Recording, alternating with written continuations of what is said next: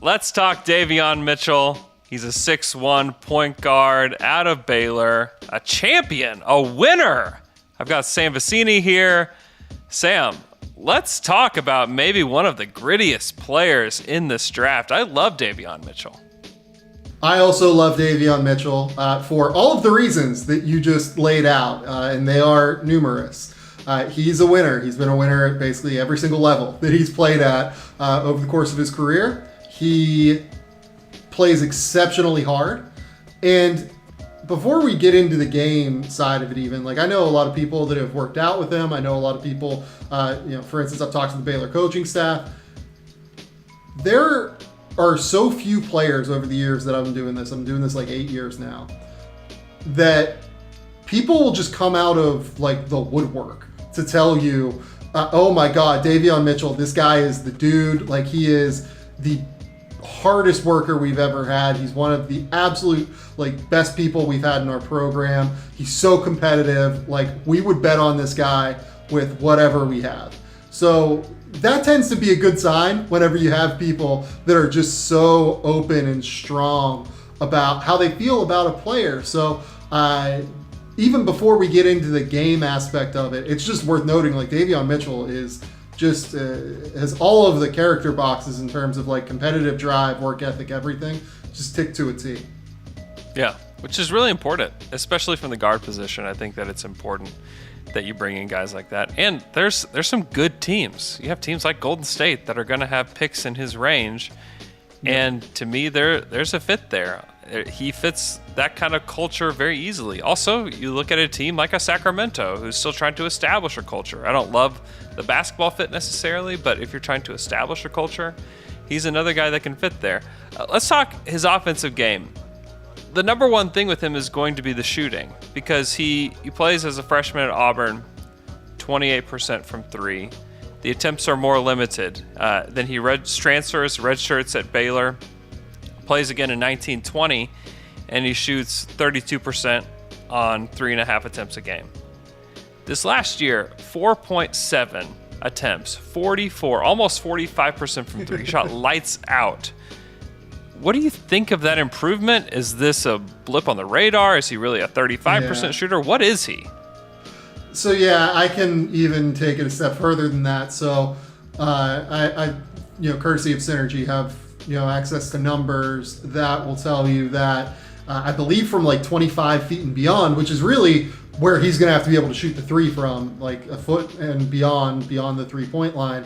I think he shot like 22% from three this year. So most of his threes in terms of success rate came more from what would be NBA mid-range as opposed to the NBA 3-point line. Look, again, shooting is one of those things for me where a lot of it comes down to natural touch and skill first and foremost, but also to work ethic and just like buying into dudes being willing to get in the gym and rep it out, right? I don't think Davion Mitchell's shot is broken. I think he proved this year that the shot is not broken. He shot 44% from three this year, right? There's still some work to be done on it, though, I think. And you look at the free throw numbers over the course of his career, he's been pretty consistently like 65% range for the most part. So right. I understand why people would be hesitant about Davion Mitchell. And look, I don't think he's a 40% three-point shooter. What I do think he will be able to do, though, I think he's going to be confident and comfortable shooting off of the catch. I think that you're going to be able to, close out heavy to him. He takes a one dribble pull up from three. I think he's going to be able to make that kind of relocation shot. I also think that it's going to be hard to go under screens on him, because if he has time to load into the shot, it does look pretty pure to me. He's going to have to extend the range out, but I think he's going to do that. So it's hard to just hand wave all of this stuff, right? Because there are a lot of red flags. Like I absolutely want to acknowledge that anyone who's worried about Davion Mitchell's jumper, I see you, I hear you. I think that you are correct to be worried about it.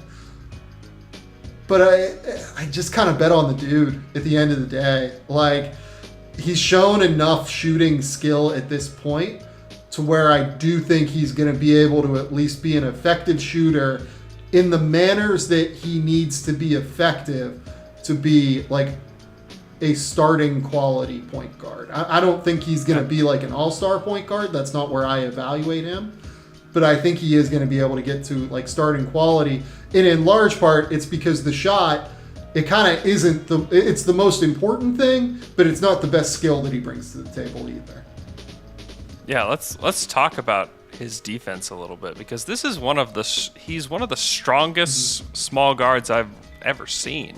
I mean, he's got it's lower body, it's upper body. He's going to be able to defend guys that are bigger. He defended Cade Cunningham really, really well. And that alone was like, okay, I've seen enough. Like, this guy can play in the pros. Yeah. I don't even know that he defended Cade well. He just, like, was aggressive and annoyed Cade. You know what I mean? Like, I still think Cade went for, like, 28 in that game or something like that. He did. But, like, he just annoyed him. And that's hard. Like, it's hard to annoy guys that are much bigger than you, and he can do that. One of the best point of attack defenders for a small guard that I've ever evaluated, point blank. So aggressive, so tough, so physical. Is the thing that we didn't really mention on offense that is so effective is he has one of the best first step bursts of any player in this draft. His first step is absolutely unbelievable, and that translates to the defensive end as well. His first step defensively and his lateral quickness is absolutely ridiculous. He's going to beat you to the spot that you want to go to. He's going to be able to adjust to whatever counter you present him with. And then once he gets there, you can't go through him because he's so strong throughout his chest and torso. It's ridiculous. He is so good at staying in front of guys defensively and just bothering them. And then on top of that pressure just leads to turnovers. Like, he is someone that forces turnovers. Either like he gets credit for a steal, or he forces a guy to throw it away, or, you know, he ends up forcing someone to throw a lazy pass that Jared Butler would pick off, right? Like, there are just so many different skills that he brings to the table defensively that are so valuable.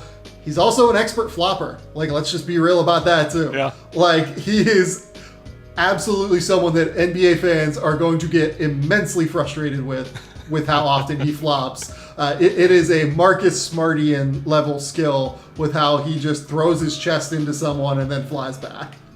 Yeah. that some of the best defenders do it, and you kind of have to. Yeah. It's kind of a skill that a lot of NBA players have. Yeah. It totally is. So let's talk. I do want to fit. bring up. Can we talk offense real quick with him, just very briefly? Yeah, of course. I think the thing that he's best at on offense, though, is not the shooting. It's his first step is elite, and he just puts pressure on the rim at an exceptionally high level. And off of that, he can make live dribble passes at a really high level. These are skills that I think will translate. Like, I don't think that NBA guards are really going to be able to stay in front of him. Like, let alone college guards where he lived in the lane. I think he's so fast that skill is going to translate to him living in the lane in the NBA. He throws some off-target passes occasionally, and I think that he'll have to keep improving. It's just accuracy. But in general, he has the vision. He has the ability to break down defenders just with pure burst. The last thing he's going to need to develop is just a counter. He needs one counter. Once he gets into the lane, to be able to say, oh, I'm going to spin back, or I'm going to drive and then cross you over at the nail and then go to my right. Because he actually likes driving to the left often as well. He's pretty ambidextrous as a ball handler. So I think that the offensive skill is going to translate, especially if the shooting translates. Yeah. Let's talk fit.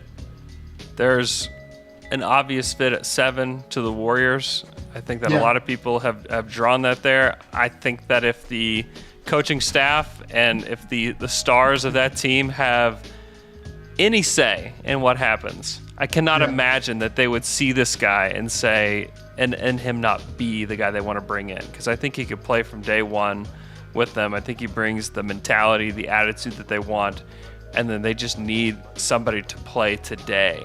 And I think if you look up and down the top 10, he's one of the only guys that you can confidently say he can play in the NBA today. I think that's dead on, Andrew. I think Golden State makes a lot of sense for him.